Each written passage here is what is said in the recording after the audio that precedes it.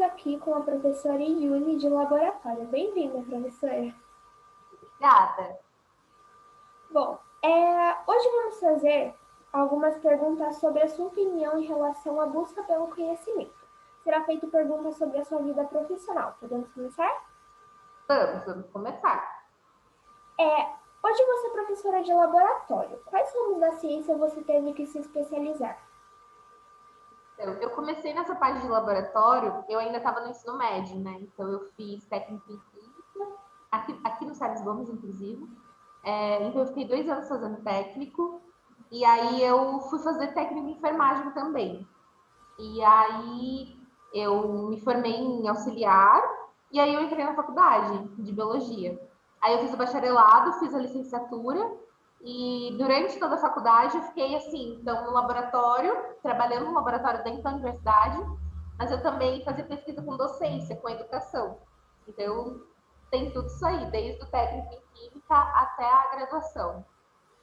Você disse que fez técnico em enfermagem, né? Por que você decidiu estudar esse caminho? Eu acho que eu gosto de ciência de uma maneira geral, e as ciências biológicas, a parte de anatomia humana, eu acho que é uma das minhas partes preferidas. E eu também tenho assim, um apreço enorme com relação a cuidados, né? Então, eu acho que grande parte disso vem dos meus avós, né? Que meus avós começaram a envelhecer, e aí eu vi que necessitava de certos cuidados, então eu fui fazer por conta disso. Mas eu amo a parte de anatomia humana, então eu acho que foi por conta disso também, a necessidade e também por conta disso, porque na universidade eu mudei o ramo totalmente, continuei, né, nessa parte de biologia, mas lá era bastante focado em insetos, em plantas, então assim, eu gosto de biologia de uma forma geral. Então, eu acho que eu queria aprender tudo de biologia. Legal. O que fez você querer seguir a sua vida a esse ramo, estudar as outras matérias, assim, E eu ser acho professora? Eu acho que isso veio muito da minha família, né? E só assim, só a título de curiosidade para todo mundo, eu estou numa sala onde não tem ninguém e a prof está sem máscara, tá? Assim, só, né? Porque a prof de laboratório, a prof bióloga está aqui, cheio de gente. Não, não tem ninguém aqui, tá? Tá tudo fechado, por isso a prof está sem máscara. Porque eu acho assim, o meu pai, ele é uma pessoa extremamente culta. Extremamente culta. Tudo que você perguntar para ele sabe. Então, eu acho que dentro da minha casa, essa questão de saber, de conhecer, de estudar, sempre foi muito forte. Meu pai trabalha no conservatório, que é uma escola, né, de música, não deixa de ser, que preza, né, por excelência, por conhecimento, por estudo. E minha mãe também trabalha em escola.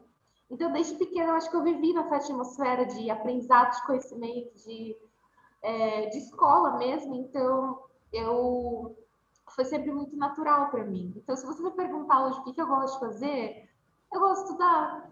Eu amo estudar, é meu hobby estudar. Tanto que às vezes eu fico, às vezes a semana é muito corrida, né? E eu tenho que corrigir trabalho de vocês e tudo mais. E aí eu acabo não estudando algumas coisas que eu gosto. E eu fico assim, meu Deus, parece que. Então é muito natural, né? Eu brinco, eu falo com vocês que eu sou muito nerd, mas é muito natural, porque é isso que eu fazia desde criança. Então, a minha brincadeira preferida é brincar de ser professora, brincar de ser cientista, desenhar, escrever, fazer resumo de livro. Essa é a minha brincadeira, entendeu? Eu brincava de Barbie, brincava, mas era Barbie profissão, né? Cientista, professor. Mas eu acho Legal. que era por conta do que eu tinha em casa, desses A desenhos. convivência com as pessoas muda a nossa personalidade, transforma a nossa personalidade, né? Bom, a próxima pergunta é o que a palavra conhecimento significa para você? Acha que ela está em qual porcentagem da nossa vida? Nossa, eu acho que, na verdade, deveria ser 100%. O tempo inteiro a gente está buscando. Porque conhecimento é uma coisa tão ampla, né? Se a gente falar de um conhecimento acadêmico, um conhecimento, né, igual vocês estão tendo, de escola, eu acho que a gente precisava ter, assim, 90% da nossa vida um conhecimento desse. Mas, na verdade, eu acho que conhecimento significa experiência. É como se fosse um guia, né? Então, a gente consegue perceber que em determinados momentos da vida que a gente se depara e não tem um certo conhecimento, a gente até sofre, né? Então, eu acho que o conhecimento, ele liberta, ele é libertador. Você saber, você não ficar aprisionado por coisas que são inverdades. E a gente vê isso acontecendo, né? A gente está num período de muitas fake news, então as pessoas elas ficam aprisionadas naquilo, sendo que a verdade, o conhecimento está aí para ser consumido, né? Então, a gente percebe muito, eu sinto muito isso, que as pessoas que ficam aprisionadas sem a falta de conhecimento, elas ficam aprisionadas, né? Elas, enfim, não têm a liberdade de viver. Então, tô assim, viajando, tô, mas eu acho que é bastante sério. Não é simplesmente não saber a fórmula de Bhaskara, mas qual é a falta da sua vida? O que você não vai poder vivenciar por não saber isso? Conhecimento é uma coisa muito importante. A gente vive com o conhecimento ao nosso redor, mesmo quando a gente não quer. Exatamente. A próxima pergunta é: por quanto tempo você se dedicou a esse caminho? Você acha que mudou totalmente a sua vida e a sua forma de ver as coisas do mundo? Nossa, total. Eu fico pensando o que seria, o que eu seria sem ser a professora, entende? O que eu seria sem ter esse. Gostar, né, de estudar, por exemplo. Porque eu fiz o técnico, depois eu fiz a faculdade, que é 5 anos, e depois eu fiquei trabalhando com docência, né? Então, ocupou grande parte da minha vida, tem ocupado, né? Que eu continuo. É impossível um professor. Ai, me formei e agora vou parar de estudar. Toda semana, todo dia, né? Então a gente tem que se atualizar, né? Porque o conhecimento ele é muito dinâmico, né? Hoje tem uma coisa, amanhã tem outra, existe um contexto. Então, é isso. Acho que eu te respondi, deixa eu ver. Ah, se mudou minha vida totalmente. Eu não sei, eu realmente não sei o que é não saber, sabe? Não buscar. Na verdade, eu não sei muita coisa. Imagina, tem muita coisa que eu não sei. Não é arrogância, mas é ter a noção de que eu não sei, mas ter a noção de que eu posso buscar, eu acho que essa é a diferença. Eu acho que isso modifica bastante o pensamento de qualquer pessoa. Qualquer conhecimento, qualquer coisa que a gente adquire, a gente sempre vai ser ignorante em algum assunto. Mas qualquer conhecimento já é alguma coisa, entendeu? É alguma coisa para acrescentar para a sua vida. Você tinha outra opinião em relação a buscar informações? Se sim, o que me fez mudar? Então, eu fiquei pensando esses dias, será que teve algum momento assim que eu relutei? Relutei, ah não, é isso aí mesmo. E eu fico pensando que desde criança eu sou muito contestadora. Então, assim, crianças, não façam isso com professores de vocês. Mas eu lembro quando a gente começou a estudar sobre a Segunda Guerra Mundial, eu achava um absurdo. Para mim era um absurdo tudo que tinha acontecido. Não que eu achasse que o professor era mentiroso, não. Mas eu achava um absurdo tão grande que eu fiquei semanas pesquisando, semanas. Eu pegava livro na escola, eu pegava livro na biblioteca, porque eu precisava buscar, isso realmente aconteceu? Quem é que deixou isso acontecer? Em que contexto? Por quê? Então, eu sou muito dos porquês desde criança. Então, eu acho que eu sempre carreguei essa visão de que eu preciso ponderar. Ah, recebi essa mensagem. É verdade? Bom, vou buscar para ver se é verdade. Então, assim, eu acho que dentro de casa também, os meus pais, eles sempre foram muito assim, né? Então, busca fontes confiáveis, vê livros, vê. Então, eu acho que isso me deu uma autonomia e eu acho que eu não. É muito difícil tirar uma coisa de uma vez, assim, sabe? Ah, é isso.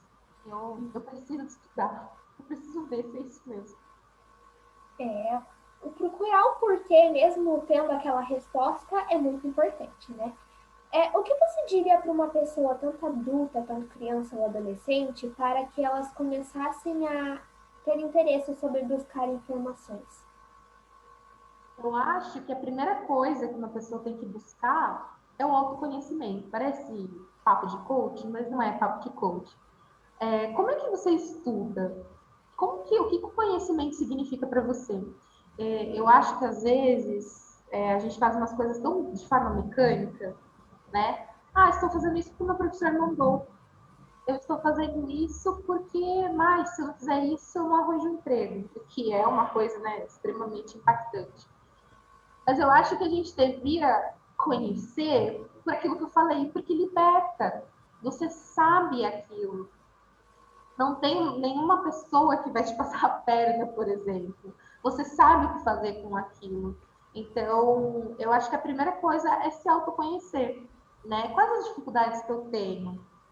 Como é que eu aprendo? Isso vale principalmente para os alunos, né?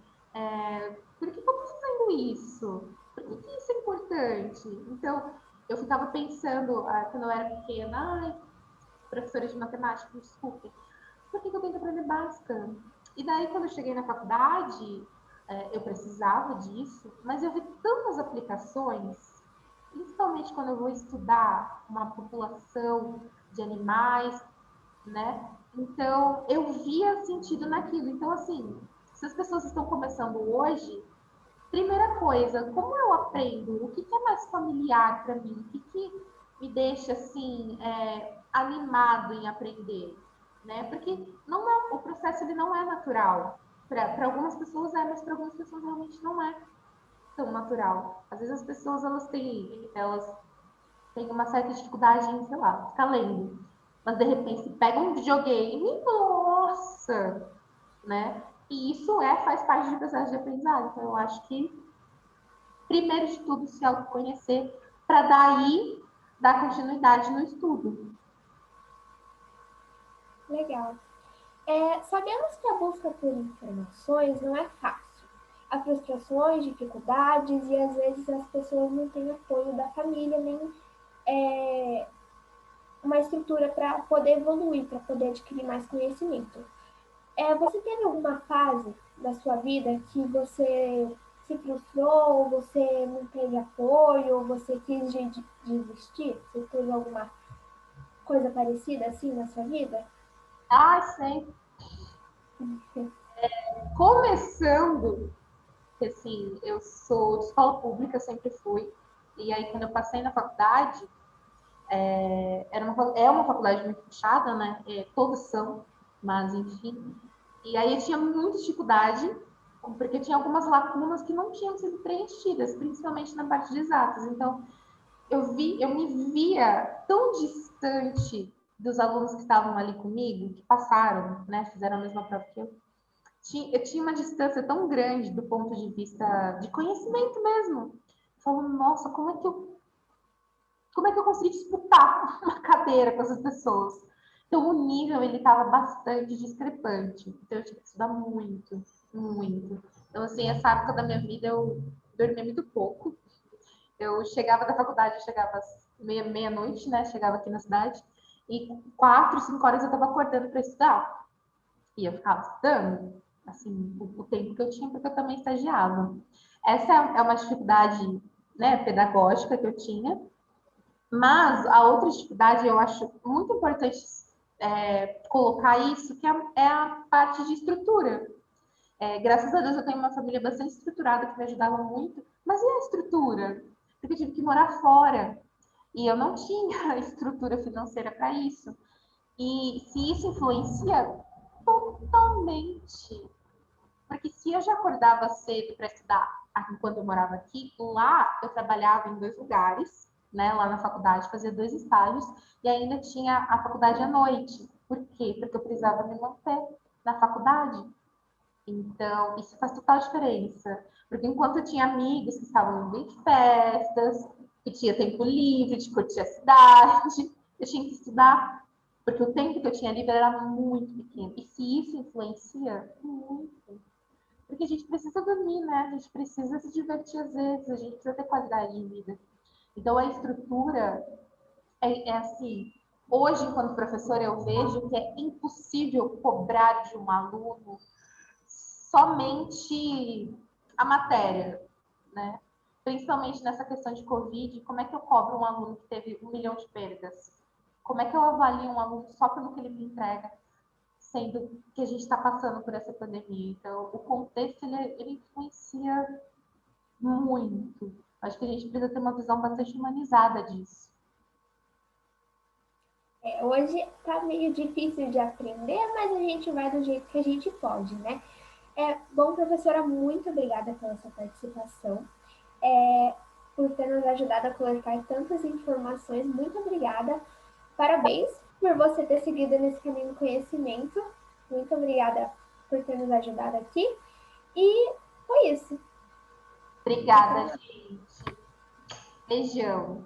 Beijo. Até. Até.